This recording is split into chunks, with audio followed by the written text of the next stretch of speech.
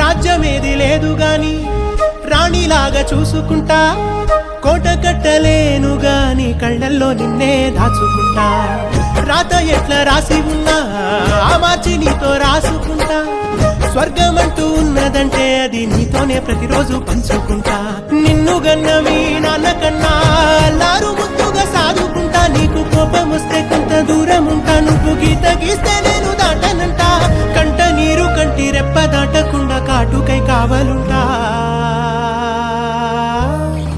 రాంబాయి నీ మీద నాకు మనసాయనే, ఏనాడు నిన్ను వీడిపోని నీడైతనే.